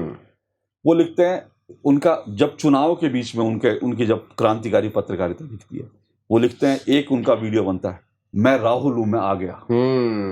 एक उनका वीडियो, मैं खड़गे हूं, मैं ईमानदार हूं। अरे बाबा, मैं कन्हैया कुमार हूं। मतलब आप कांग्रेस के 542-43 जितने लोग चुनाव लड़ रहे थे, जितने बड़े नेता थे, उनके लिए आपने मैं खड़गे हूं, मैं ये हूं, मैं फलाना हूं, मैं ढिमकाना हूं। अरे भाई ये क्या है? अच्छा, ये कौन सी पत्रकारिता है? इनके वीडियोस देखो ना, फॉर एग्जांपल नरेंद्र मोदी के ऊपर कोई वीडियोस होता है, हाँ, तो उनके ऊपर लिखते हैं, मोदी रिजाइन करने वाला है, बस कुछ ही दिन बचे हैं। ये पूरा टोला है। ये भी असली गोदी मीडिया है।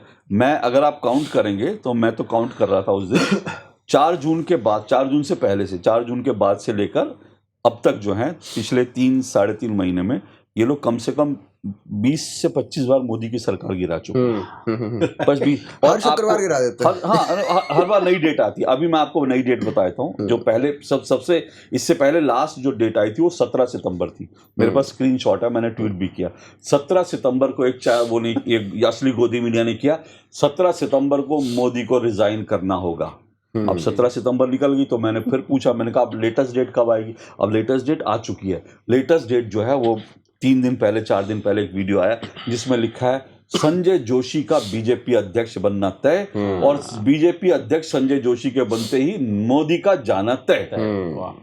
जी आप मतलब क्या कर रहे हो? ये हिट्स मिल रहे हैं, हिट्स मिल रहा है इसको। लेकिन एक चीज आप जो कह रहे हैं वो बात ठीक है, इसमें हिट्स मिल रहे हैं तो, लेकिन ये हिट्स के लिए तो कर रहे होंगे, लेकिन इसमें एक चीज और है, इनको जो हिट्स मिल रहे हैं ना, मैंने ये भी कहीं पढ़ा था, इनके हिट्स, ऐसी खबरों के जो हिट्स हैं उसमें मैक्सिमम नंबर जो हैं बांग्लादेश, पाकिस्तान, टर्की में हिट्स मिल रहे हैं। जी। क्योंकि वो लोग चाहते हैं, वो लोग उम्मीद में बैठे हैं कब मोदी सरकार, और यहाँ पर उनका एक इकोसिस्टम है, तो यहाँ पर उनका इकोसिस्टम वाले हिट करने वाले हैं, लेकिन इसमें मैक्सिमम हिट करने वाले भारत के बाहर के लोग हैं। तो आप बेवकूफ़ बनाए जाओ। अभी हम जब टॉपिक्स की बात कर रहे थे कि भाई सुबह व्हाट्सएप ग्रुप में टॉपिक आता है या नहीं, तो एक चीज़ मुझे याद आती है कि अब देखिए 2014 से पहले हमारा थॉट प्रोसेस, या बल्कि 2012 से पहले कहें, 2012 से हमने थोड़ा सा समझना शुरू कर दिया था।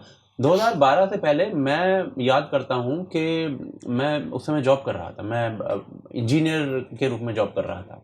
यहाँ पर कैसे आ गए हैं वो पता नहीं है, बट इंजीनियर के रूप में मैं उस समय जॉब कर रहा था, और जो हमारे दिमाग में, मोदी जी ने देश का, राहुल गांधी कहेंगे मोदी जी ने देश का हाल कर दिया कि एक इंजीनियरिंग करने वाला लड़का जो आज देखो वीडियो बना रहा है, कैमरा ले लेकर गली गली घूम रहा है।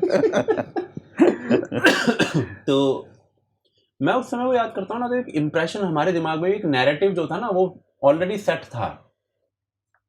लेकिन एक चीज मैंने बहुत देखी उस समय कि एनडीटीवी पर आज भी वो डिबेट्स जो हैं वो यूट्यूब पर पड़ी हुई हैं, कम से कम 10 बार इस टाइप की डिबेट हुई होगी जिसमें उन्होंने हिंदू, सैफ्रॉन, टेरर ऐसे शब्दों का प्रयोग किया है। वो डिबेट्स आज भी पड़ी हैं, आई थिंक हमने कवर किया है ना। हाँ, हमने कवर किया। बट जब मैं देखता हूँ इस्लामिक टेरर और इस टाइप के शब्द, वो मुझे कहीं नहीं मिलते, बल्कि इस टाइप की शब्दावली के बारे में जैसे ही कुछ आतंकवादी हमला होता था, अचानक से टीवी पर या एनडीटीवी पर कोई आकर बोलता था कि भाई आतंक का तो कोई रिलीजन नहीं है। ये हमारे दिमाग में भी सब कुछ फैला हुआ था, बनाया हुआ था, हम कॉलेज में इस टाइप की बातें करते थे।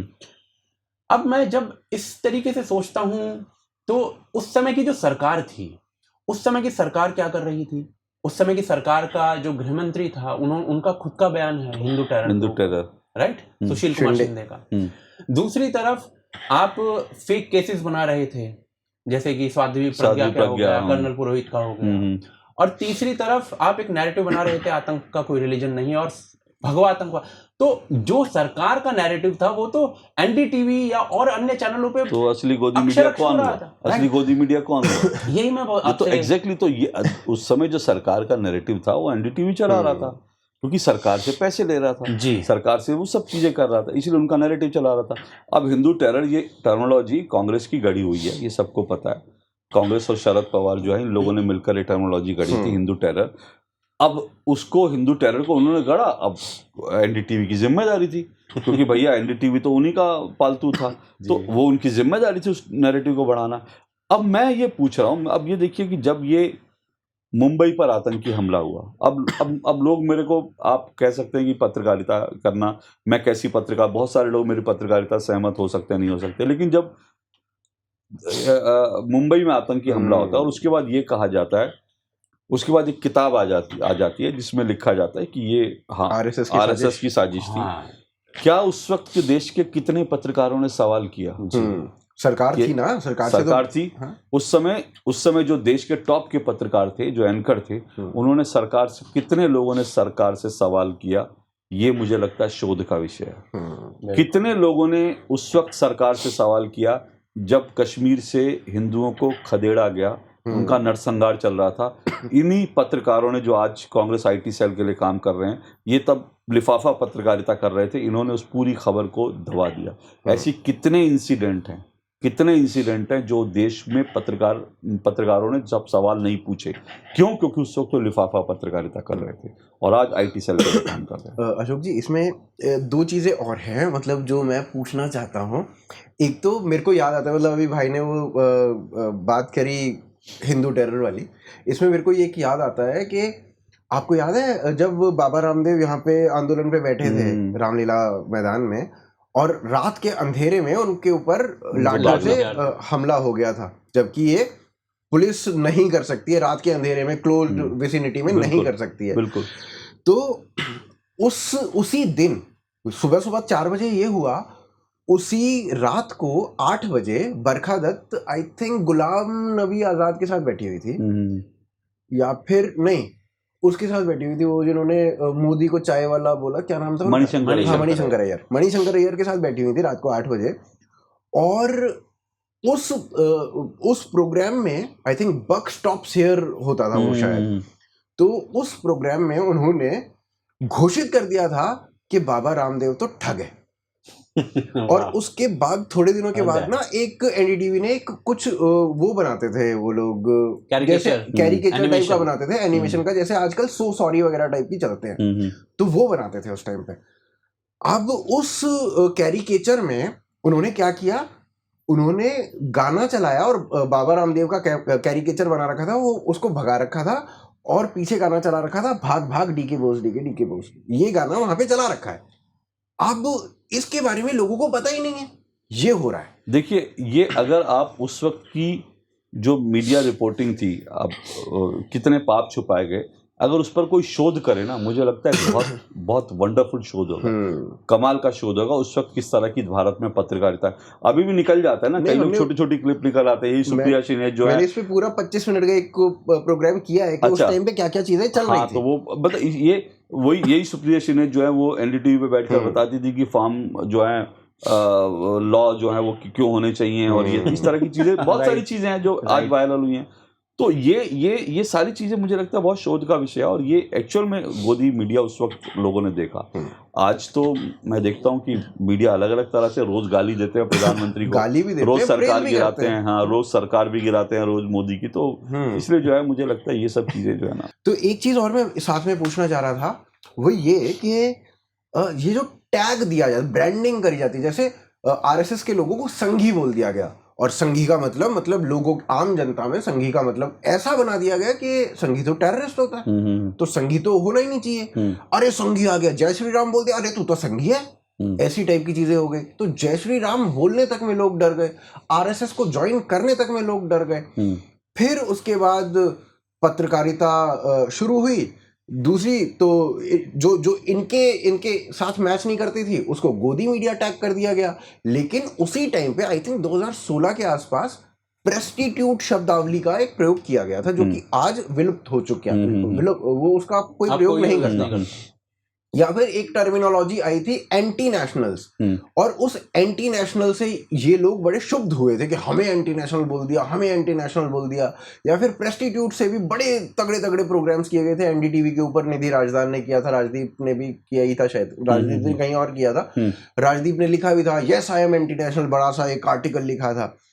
तो इन टर्मिनोलॉजी से ये लोग भी शुद्ध हुए थे, और आज जो है वो शब्दावली जो है गायब हो चुकी है, और इनकी जो शब्दावली है केवल वही चलती है। ये हमेशा से टैग करते आए हैं, चाहे वो संघ हो, चाहे वो भाजपाई हो, मतलब वो ये कर दिया था ना, वाजपेयी तो ठीक है पर भाजपाई गलत है, भाजपाई नहीं होना चाहिए, और आज वो गोदी मीडिया टैग कर दिया। तो ब्रांडिंग करना ये हमेशा से जानते हैं, और आज इनकी ब्रांडिंग चल रही है। प्रेस्टिट्यूट खत्म हो चुका और वो चीज खत्म हो चुकी। तो क्या ये जो ब्रांडिंग करना है इसका प्रभाव पड़ता है या नहीं पड़ता है? बिल्कुल पड़ता है, और मैं इसको नैरेटिव वॉर कहता हूँ। ये नैरेटिव वॉर है, और इनको नैरेटिव बनाना आता है। जो अभी जो लोग जिनको राष्ट्रवादी कहा जाता है उनको नैरेटिव बनाना नहीं आता। पॉलिटिकल पार्टी, बीजेपी आज कितनी बड़ी पार्टी हो जाए, लेकिन उसको नैरेटिव बनाना नहीं आता। नैरेटिव वॉर में लगातार वो मात खा रही है, लगातार वो मार खा रही है कांग्रेस से। ये जो आपने कहा ना, ये प्रेस्टिट्यूट जैसा शब्द, ये ठीक है, मैं हालांकि निजी तौर पर मैं मानता हूँ, किसी को भी मैं देशद्रोही वैसे कहना कि मैं इसके हक में नहीं हूँ, लेकिन सवाल ये है कि इन्होंने एक चीज गढ़ दी और आप उसको काउंटर भी नहीं कर पा रहे हो, और आप अपना कुछ नैरेटिव भी नहीं बना पा रहे हो। वो किस लिए? क्योंकि इनका पूरा इकोसिस्टम है, आपका कोई इकोसिस्टम नहीं है। ये बात आपको स्वीकार करनी पड़ेगी, समाव नेशनलिस्ट को स्वीकार करनी पड़ेगी। एक किसी जो है पत्रकार फेक न्यूज़ फैला रहा होगा, कुछ कर रहा होगा, गलत काम कर रहा होगा, चोरी कर रहा होगा, उसने जो है चीन से पैसे ले लिए होंगे, उसके बावजूद अगर उस पर छापा पड़ता है तो ये मीडिया की आज़ादी पर हमला हो जाता है। लेकिन अगर एक्चुअल में रिपोर्ट करने के कारण, कांग्रेस से सवाल करने के कारण देश के 14 पत्रकारों को प्रतिबंधित कर दिया जाता है, तो ये प्रेस की मीडिया की आज़ादी पे हमला नहीं होता। तो ये नैरेटिव वॉर है, और नैरेटिव वॉर में वो लोग बहुत आगे हैं, क्योंकि उनका पूरा सिस्टम रहा है। उन्होंने इतने साल तक सरकार चलाई है, इकोसिस्टम उनका रहा है, और वो ऐसी कई चीज़ें गढ़ते गए हैं। जैसे आपने अभी गोदी मीडिया का, ऐसी बहुत सारी चीज़ें उन्होंने गढ़ दी। जय श्री राम कहना, वो तो खैर चलिए शुक्र कीजिए कि अब जय श्री राम कहना देश में जो है वो अपराध नहीं रहा, लेकिन जय श्री राम देश में कहना एक समय में अपराध ही माना जाता था कि मैंने जय श्री राम बोल दिया तो मैं सांप्रदायिक हो गया। और मैं आपको ये भी बात बता दूं, मैंने अभी पिछले दिनों एक और इंटरव्यू में बताई थी, मुझे ये बात को स्वीकार करने में, ये इसमें ऐसा नहीं है कि एक पॉलिटिकल पार्टी है, इसमें भारत के खिलाफ काम करने वाली बड़ी ताकतें हैं, जिसमें ये जो लेफ्ट का जो पूरा इकोसिस्टम है वो भी है, इतिहासकार भी हैं। हमारे इतिहास से हमको इस तरह से पढ़ा दिया गया कि हम तो अकबर महान है और राणा प्रताप के बारे में हम जानते ही नहीं, ठीक है ना, ये हमें इतिहास पढ़ा दिया गया। मैं आपको अपना उदाहरण दे रहा हूँ, और वो नैरेटिव हर तरह से बनाया गया, इतिहास के माध्यम से, सरकार के माध्यम से, अखबारों के माध्यम से, मीडिया के माध्यम से, सिनेमा के माध्यम से। मैं ये बता रहा था कि जब, जैसे आपने कहा ना आप कॉलेज में थे, जब तक मैं कॉलेज में था ये सब करके, और उसके बाद भी बहुत समय तक मुझे मंदिर जाना बड़ा खराब लगता था। अच्छा। और मुझे कोई भगवा में दिख जाता ना, मुझे उससे चिढ़ होती थी। क्यों होती थी? क्योंकि मेरे ऊपर हिंदी फिल्मों का प्रभाव था जी। आप अगर देख लीजिए 60s 70s की फिल्में देख लीजिए, भगवा पहनने वाला व्यक्ति जो वो बलात्कारी होगा, मंदिर के अंदर बलात्कार करता होगा, चोरी करता होगा। एक गलत किस्म के जो व्यक्ति जो बलात्कारी है, जो पैसा लूट रहा है, उसके पीछे भगवाधारी एक खड़ा होगा और वो उसको सलाह देने वाला होगा। ये हिंदी सिनेमा ने मतलब कहीं ना कहीं हमारे जहन पर अंकित कर दिया, और ये पूरी की पूरी चीज़ है, मुझे बहुत समय लगा इससे निकलने में। इसलिए मैं कह रहा हूँ ये जो नैरेटिव वॉर है ये आपके जहन पर असर डालती है, बहुत गहरा असर डालती है, और वो जो शब्द होते हैं ना वो कई बार आपको जो है आपकी पूरी सोच को ख़त्म कर देते हैं। मतलब आपकी जो बुद्धि किस लिए होती है? तर्क करने के लिए होती है। लेकिन अगर मैं भगवा देख करके मेरे मन में एक विचार बन गया और मैं वही विचार, तो इसका मतलब है कि मेरी तर्क करने की शक्ति खत्म कर दी। तो ये लोग जो भांग कह रहे हैं ना, ये लोग इसी तरह से भांग जो है पिलाते हैं, भांग खिलाते हैं, आपकी तर्क करने की शक्ति खत्म कर देते हैं। सब गोदी मीडिया कह दिया, तो अब आप तर्क नहीं करोगे मेरे से। आप अशोक श्रीवास्तव के तर्क से बहस नहीं करोगे, वो नहीं करोगे, उसके तर्क का जवाब नहीं, आप कह दो गोदी मीडिया। मैंने रवीश कुमार जी को एक डिबेट में बुलाया था एक दिन, मैंने उनको कश्मीर पे कहा, तो उन्होंने कहा नहीं मैं तो डिबेट करता नहीं। मैंने कहा आप प्रोग्राम करते हो, आओ कश्मीर पे बात करते हैं, लेकिन वो नहीं आए। तो वो तर्क से नहीं, वो किसी कोने में जाकर अशोक श्रीवास्तव गोदी मीडिया कह देंगे बस। नहीं वो मतलब वो वैसे तो कहते हैं कि प्रधानमंत्री उनसे डरते हैं इसलिए उनके शो में नहीं आते, वैसे रवीश कुमार खुद किसी के शो में नहीं जाते क्योंकि वो डरते हैं। चलिए अब रवीश पर बात हुई है, मैं रवीश पर एक वर्ग विशेष है, एक बड़ा, मैं लास्ट 2 प्रश्नों पर ही आ रहा हूँ। तो एक बड़ा वर्ग है जिसमें एक एपिटॉम की तरह है, जर्नलिज्म का एपिटॉम रवीश कुमार इस तरीके से दिखाया जाता है। उनके ऊपर विदेशों में डॉक्यूमेंट्री बनाने के लिए उनको बुलाया जाता है, या फिर कई फिल्में मैंने ऐसी देख ली हैं जिनमें रवीश कुमार जैसा दिखने वाला पात्र एक सच्चा पत्रकार, ठीक, इस तरीके की पहले बरखा दत्त दिखाई जाती थी, अभी रवीश कुमार दिखाया जाने लगा है। इस तरीके का एक नैरेटिव जो है वो बेचा जा रहा है।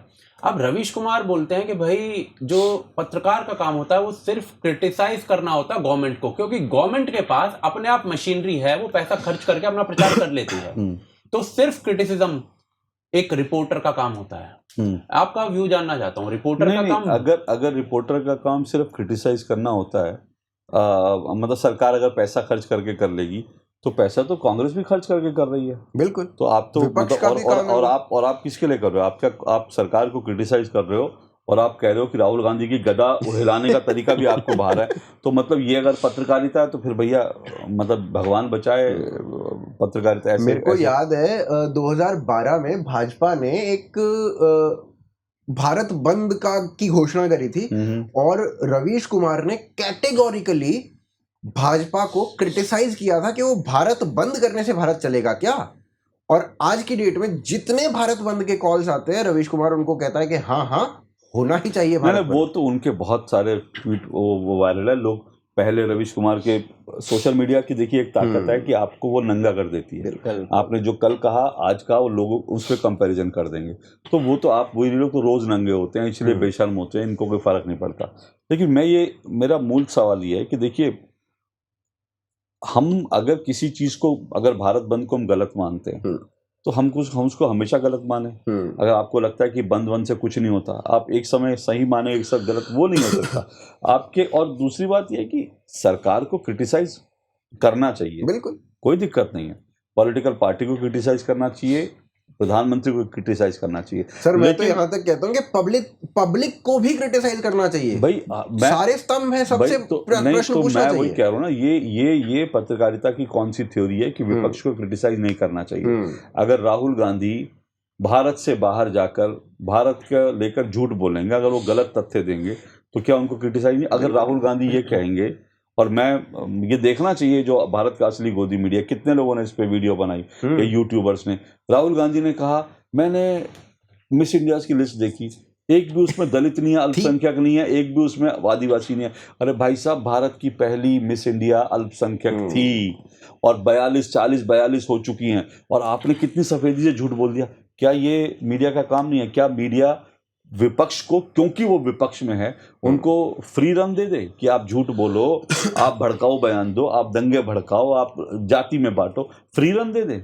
ये कहाँ की पत्रकारिता? सर देखिए, मेरे को तो ऐसा लगता है कि पब्लिक को चूज करने के लिए ऑप्शन मिलना चाहिए, और इसीलिए वो मिला हुआ है। प्रश्न करना चाहिए सबसे। बिल्कुल बिल्कुल। प्रश्न आपसे भी हो, जर्नलिस्ट हो आपसे भी प्रश्न हो, हमसे भी हो, हम YouTube पे काम कर रहे हैं। प्रश्न पब्लिक से भी हो कि आपने इसको चुना तो क्यों चुना। और ऐसा लोग पूछते हैं पब्लिक से कि आप इसको चुनेंगे तो क्यों चुनना चाहेंगे। मैं तो कहता हूं, पब्लिक ओपिनियंस होते हैं। तो सोशल मीडिया ने बहुत अच्छी एक चीज करी है कि सवाल पूछने की इजाजत दी। बहुत सारे लोग हैं जो सवाल पूछते हैं। अब सोशल मीडिया, हम लोग एक तरफा नहीं रह सकते बिल्कुल कि हम लोगों ने कुछ कहा और चले जाएं। लोगों को हमसे सवाल पूछने का हक है, लेकिन ये सवाल पूछने वाली जो बात है, अब यही जो आप कह रहे हैं ना, जो लोग कहते हैं दिन भर कहते हैं सवाल पूछो, मैंने इन लोगों से सवाल पूछा, वो मुझे सोशल मीडिया पे ब्लॉक कर देते हैं, ट्विटर पे ब्लॉक कर देते हैं। मुझे राजदीप सरदेसाई ने एक बार ब्लॉक कर दिया था, अभी तो शायद नहीं हूँ, और सागरिका घोष ब्लॉक कर चुकी है। ये मुझे जो है आपकी जो आप बता रहे थे, रोहिणी ने मुझे ब्लॉक कर रखा है। हाँ, मतलब मुझे रोहिणी ने ब्लॉक कर रखा है, मुझे जो है बहुआ मोहित्रा ने ब्लॉक कर रखा है, मुझे असदुद्दीन ओवैसी ने ब्लॉक कर रखा है। मतलब मुझे जो है आपकी ये जो है मृणाल पांडे, उन्होंने ब्लॉक कर रखा है। और मैंने मैं मानता हूँ सोशल मीडिया पे किसी को भी गलत शब्दों का इस्तेमाल नहीं करना चाहिए। मेरे साथ भी बहुत लोग आके गाली गलौज करते हैं, मैं कोशिश करता हूँ कि उनको म्यूट कर दूं, वो दिखाई ना दे मुझे कोई गाली गलौज कर रहा है। मैं ब्लॉक बड़ा रेयर करता हूँ जब मुझे लगता है कि कोई आदमी तो, लेकिन मुझे कोई सवाल पूछे उसको मैं ब्लॉक नहीं करूंगा। लेकिन ये सारे लोग हैं जिनसे मैंने सवाल ही पूछे थे, सिर्फ इनके सवाल पूछे थे। सर हमारी तो भाषा तो उस स्तर भी रहेगी ना, दो लोगों इंटरेक्ट। मैंने कभी आपको भाषा की मर्यादा को लांघते हुए नहीं देखा है। जो भी आप नहीं कर रहा, मतलब मुझे लगता है वो होना भी नहीं चाहिए। एग्जैक्टली। चलिए, अंतिम प्रश्न है। अभी बहुत सारे यूट्यूबर्स हैं, जैसे कि अजीत अंजुम जी हो गए, है ना, हमारे अभिसार जी हो गए, या फिर रवीश जी हो गए।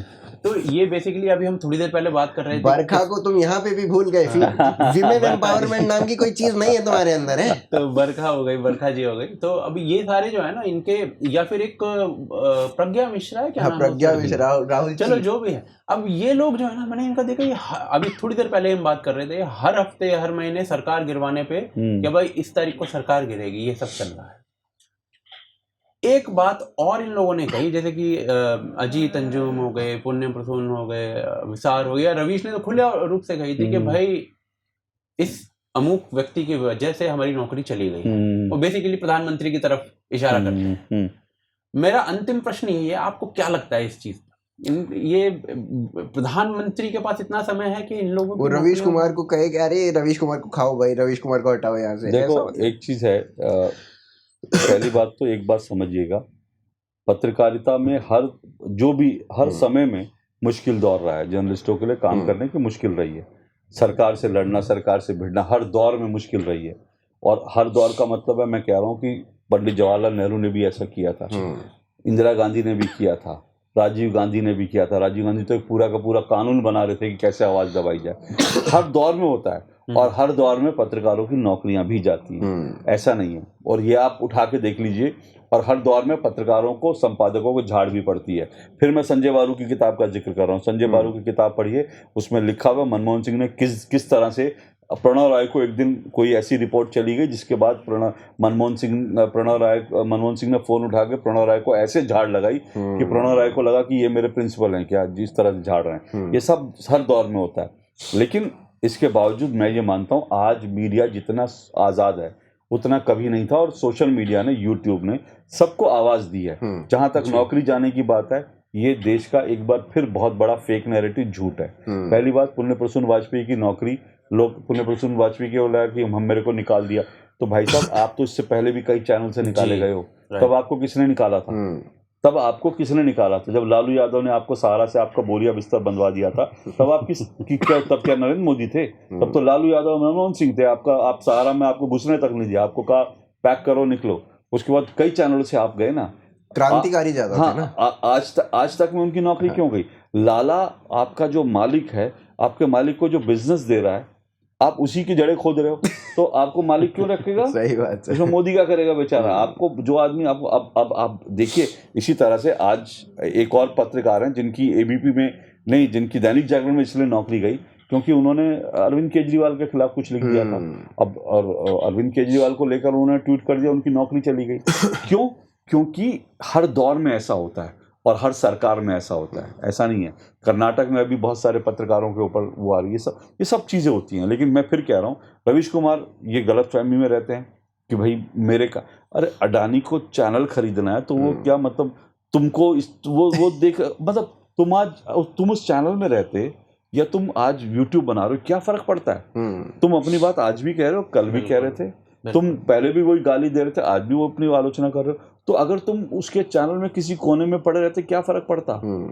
आपका व्यूअरशिप और मुखर होके बोल रहे हैं, मुखर होकर। और दूसरी बात, उनको व्यूअर मिले, एनडीटीवी को तो व्यूअर नहीं था। जी, आपको तो खुश होना चाहिए। तो और अडानी चाहे कुछ भी हो, अडानी जो है, मैं ये मानता हूँ कि अडानी जो है, आप कुछ भी उसको कह लो, लेकिन वो इतना वेला आदमी नहीं है कि एक आदमी के लिए चैनल खरीद लेगा। इतना खलियर नहीं बैठा वो। सही बात है कि एक आदमी को और मैं एक बात और ये कह रहा हूँ कि देखिए, आप अभी अडानी को आप कितनी गाली दे दो, अडानी अंबानी को गाली दे लो, आप कुछ कह लो, अभी खबर क्या आई है? अभी खबर आई है अमेरिका में George Soros 200 radio station acquire कर रहा था। वो क्यों कर रहा है? रिजीम चेंज के लिए जी। वो अपने पॉलिटिकल अपने तो आप सोचिए कि वो जॉर्ज सोरस हिंदुस्तान में भी ऐसा कर सकता है। बिल्कुल। और करा, उसने बहुत सारे फंडिंग कर रहा है, बहुत सारे जो पीछे से फंडिंग कर रहा है। तो मैं तो कह रहा हूँ कि अडानी अंबानी ने कम से कम 2 चैनल बचा के रखे हैं जो कम से कम भारत के खिलाफ अगर कोई, क्योंकि अभी तो जैसे वॉर जैसी सिचुएशन है, पता नहीं क्या होगा। इस वॉर जैसी सिचुएशन में अगर जॉर्ज सोरस हमारे चैनल चलाए, रेडियो स्टेशन चलाएगा, तो भारत को बर्बाद कर देगा। अशोक जी, लास्ट यहाँ पे बस इसके बाद अंत करते हैं। मतलब अभी आपने कहा कि अभी कंपैरेटिवली भारत में जर्नलिज्म जो है वो स्वतंत्र है कंपैरेटिवली पहले के मुकाबले। तो जो रैंकिंग की बात आती है, इवेंचुअली फिर वो रैंकिंग का रोना फर्जी है एकदम। अभी मैं पढ़ रहा था कहीं, पता नहीं जाम्बिया या कौन से देश हैं, उनको भारत ने अनाज दिया है, ठीक है ना, और जो भूखमरी का रैंकिंग थी वो सारे देश भारत से आ गए, ठीक है ना। हाँ, सब देश आ गए। तो ये दुनिया की सबसे फेक नैरेटिव है, सबसे। और मैंने अपनी किताब में इसको लेकर भी एक चैप्टर लिखा है कि ये कैसे कौन लोग तैयार करते हैं। इंटरेस्टिंग बात क्या थी, जब मैं ये सारी जो रैंकिंग तैयार करने वाले थे, जब मैं इनकी वेबसाइट पे गया तो ये किसकी गाथा गा रहे थे। वो क्लिप कट हुआ है मोहम्मद जुबैर, उसकी अरफा खानम जो कहती है भारत माता की जय, कम्युनल नारा है। ये इन सब की रिपोर्ट इसमें छाप रखी है। और सबसे इंटरेस्टिंग बात यह है कि रैंकिंग बनाने वाली जितनी संस्थाएं हैं, उन सब की फंडिंग जो है कहीं ना कहीं उसके पीछे जॉर्ज सोरोस का हाथ है। और इनकी सबकी जो वेबसाइट पे अगर आप जाएंगे तो भारत का नक्शा आपको कश्मीर से कटा हुआ मिलेगा। तो आप इनकी मंशा समझ सकते हो जी, ये फर्जीवाड़ा। चलिए, तो इस पॉडकास्ट को यहीं विराम देते हैं। बाय द वे, जो अशोक जी की पुस्तक है उसका लिंक मैं डिस्क्रिप्शन में दे रहा हूँ, एक बार उसको अवश्य पढ़िएगा। बहुत सारे जो ज्ञान चक्षु है ना आपके, वो खुलने वाले हैं उससे। बहुत सारी ऐसी चीज़ें पता चलने वाली हैं जो आपको पता नहीं होंगी। तो उसका लिंक मैं डिस्क्रिप्शन में और पिन कमेंट में दोनों जगह दे रहा हूँ। और ये अमेजोन पर तो अवेलेबल है, अमेजोन पर उपलब्ध, फ्लिपकार्ट पे भी जी। तो दोनों जगह का लिंक मैं आपको उपलब्ध करा रहा हूँ। बाकी बहुत बहुत धन्यवाद सर आपका, आपने जो बातें बताई हैं मज़ा आ गया उनको सुनकर। और अपेक्षा करेंगे कि अगले महीने फिर किसी विषय के साथ मिलते हैं। जरूर जब भी होगा, मतलब मुझे लगता है डेमोक्रेसी के लिए संवाद जरूरी है। जी। और मैं ये भी कहूँगा, अगर हम लोग अगली बार कभी करें तो आप मेरे जितने विरोधी हैं सबसे सवाल लीजिए, कहिए कि अशोक श्रीवास्तव की धज्जियां उड़ानी है, आप सवाल दो। मुझे संवाद से, डिस्कशन से, डिबेट से डर नहीं लगता। मुझे लगता है सवाल आएंगे तो ठीक है, क्या दिक्कत है? जी, कोई दिक्कत नहीं। ठीक है, थैंक ठीक यू है sir, thank you so much, आप जुड़े हमारे साथ, बहुत बहुत शुक्रिया। Thank you.